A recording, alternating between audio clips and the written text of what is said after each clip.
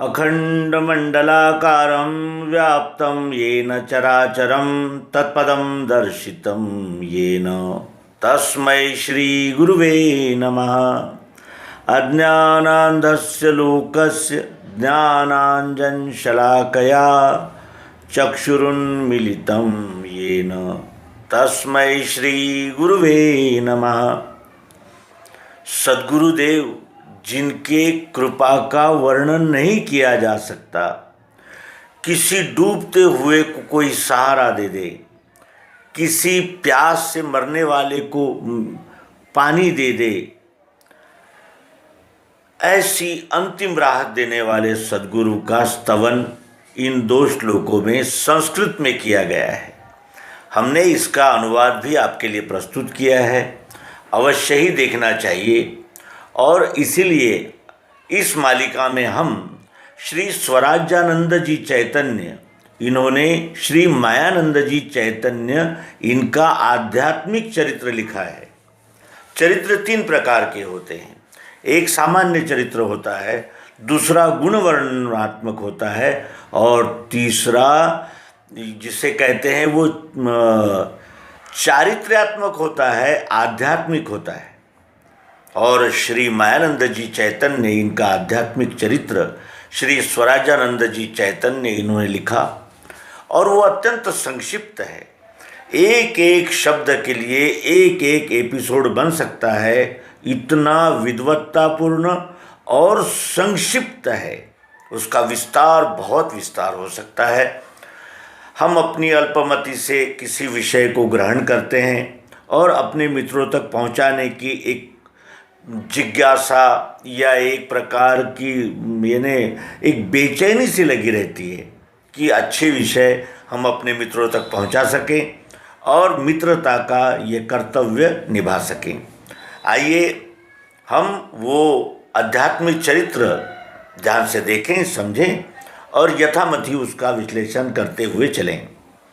जय जय सद्गुरु पर ब्रह्म भगवन, नवम बुद्ध अवतार मायानंद चैतन्य।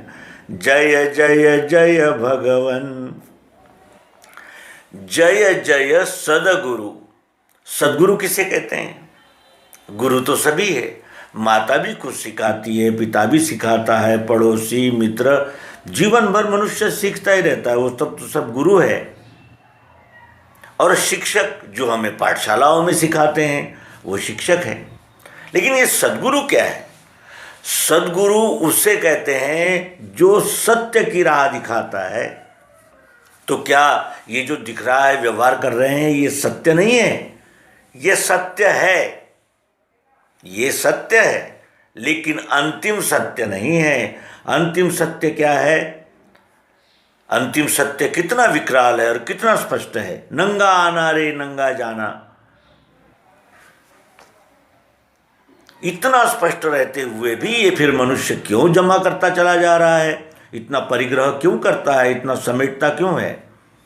और ये मान सम्मान जो इसको जीते जी नहीं मिलते, उसको पाने के लिए ये अथाह धन पैदा करता है और उस अथाह धन से फिर सम्मान को प्राप्त करता है। तो ऐसे धन खर्च करके प्राप्त किए हुए सम्मान में क्या बहादुरी है? सद्गुरु उसे कहते हैं जो हमें उद्धार कर देते हैं, हमारा जीव भाव से शिव भाव में स्थित कर देते हैं। इसीलिए सद्गुरु की जय जयकार किया जाता है। हे सद्गुरुदेव, आपकी जय जयकार थी, है और सदैव रहेगी। स्वस्वरूप को जानने के लिए प्यासे साधक मुमुक्षुओं का आप एक ही सहारा हो। आपके ज्ञान के बगैर इस जीव के संशय भ्रम नहीं जा सकते। हे सद्गुरुदेव, आपका जय जयकार हो। परब्रह्म, परब्रह्म क्या है? परब्रह्म वस्तु का लक्ष्य कराने वाला शब्दबोध है। ये वस्तु है, अब इसका नाम नहीं, कुछ नहीं, कुछ नहीं। जब हम इसको विश्लेषित करें, इसको जानने का प्रयास करेंगे, तब इसमें हमें त्रिपुटी दिखेगी। सबसे पहले दिखेगा इसका रूप। फिर रस, फिर गंध, फिर शब्द, फिर स्पर्श। 5 ज्ञानेंद्रियों से 5 प्रकार के अनुभव हमें दिखेंगे, इंद्रियों से दिखेंगे प्रत्यक्ष। और इसमें 3 गुण भी है। ये पदार्थ उचित अनुपान के साथ सत्वगुणी है, रजोगुणी है और तमोगुणी भी है। ये क्षर है। इसके अनंतर इसमें भरी हुई जो मिठास है, जो सर्वाकार है, ओतप्रोत अनुस्यूत इस वस्तु में भरी हुई है मिठास, वो क्या है? वो अक्षर भाव है। और इन दोनों भावों का लय किसमें होगा? नाम में। नाम किसका है? वस्तु का। वस्तु को परब्रह्म संज्ञा है और ये विश्वरूप परमात्मा ही ब्रह्म है। और इसको सिद्ध करने के लिए अनेक ग्रंथ, मत, पंथ, वेद, उपनिषद क्या क्या किया गया। और इतना जटिल विषय सरल करके अनुभव युक्त पद्धति से हमें लखा दिया, दिखा दिया। उन सद्गुरुदेव की बार बार जय जयकार है। भगवन किसे कहते हैं? जो हम कभी कभी ईश्वर को भगवान कहने लगते हैं। भगवान तो ईश्वर स्वरूप होते ही हैं, लेकिन वो ईश्वर नहीं होते। ईश्वर क्या है? पृथ्वी, जल, अग्नि, वायु, आकाश, ये जिस ईश्वर के हाथ है वो ईश्वर, ये विश्वरूप परमात्मा। और भगवान कौन है? जो उत्पत्ति, स्थिति, लय इसका रहस्य जानते हैं, उन्हें भगवान कहते हैं। भगवान उसे कहते हैं। और भगवान भी सद्गुरु के बगैर, यानी उनका भी काम नहीं चलता, उन्हें भी सद्गुरु की आवश्यकता होती है। श्री राम वशिष्ठ, अर्जुन श्री कृष्ण, श्री कृष्ण सांदीपनी, विवेकानंद रामकृष्ण, श्री मायानंद जी चैतन्य, श्री विशुद्धानंद सरस्वती। सद्गुरु की आवश्यकता भगवान को भी होती है और सद्गुरु के प्रकाश से ही भगवान इस धरातल पर आते हैं। नवम बुद्ध अवतारा, ये श्री मायानंद जी चैतन्य, ये बुद्ध का अवतार का 9वां संस्करण है, बुद्धावतार। पूर्व काल में भी अवतार हुए, मत्स्य, कत्स्य, वाराह, वामन, नरसिंह, राम, कृष्ण, ये तो हुए, ये तो अवतार थे ही, प्रश्न ही नहीं है। और लेकिन ये बुद्ध अवतार का क्या है? बुद्ध अवतार ये श्री मायानंद जी चैतन्य को क्यों कहते हैं?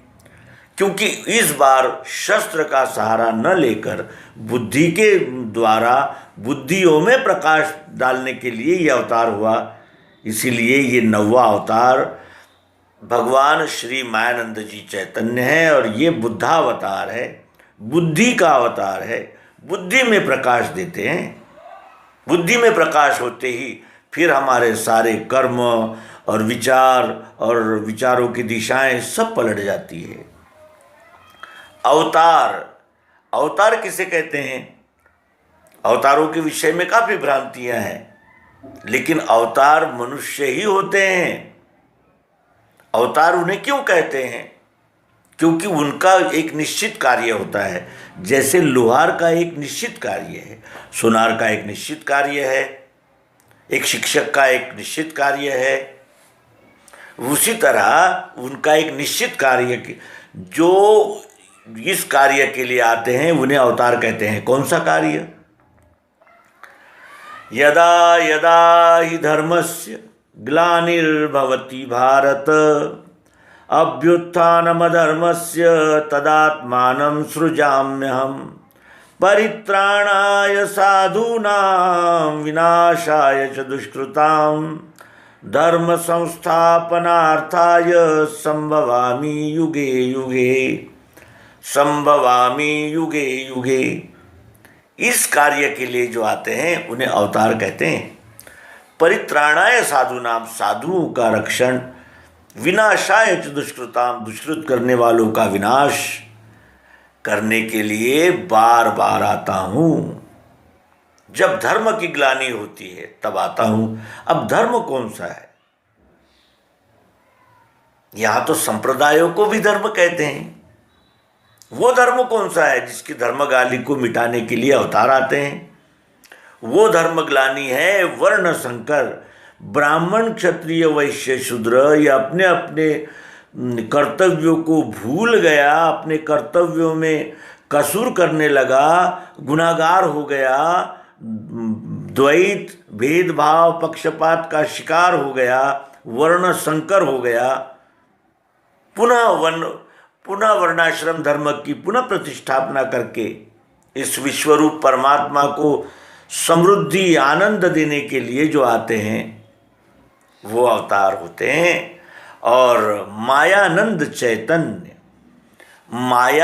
चैतन्य इस विषय में, इसी रचना में स्वामी श्री स्वराजानंद जी चैतन्य ने अत्यंत स्पष्ट रूप से मायानंद चैतन्य इनका इन शब्दों का विग्रह प्रस्तुत किया है। हम अवश्य देखेंगे और ये क्रमशः मालिका जारी रहेगी। और यहीं इस पहले अंक को विराम देते हैं और क्रमशः हम श्री मायानंद जी चैतन्य इनके आध्यात्मिक चरित्र का अभ्यास जारी रखेंगे। मन, बुद्धि, चित्त और अहंकार को निर्मल और एकाग्र करके हम इस मालिका का आनंद उठाएंगे। इसी सत्संकल्प के साथ नर्मदे।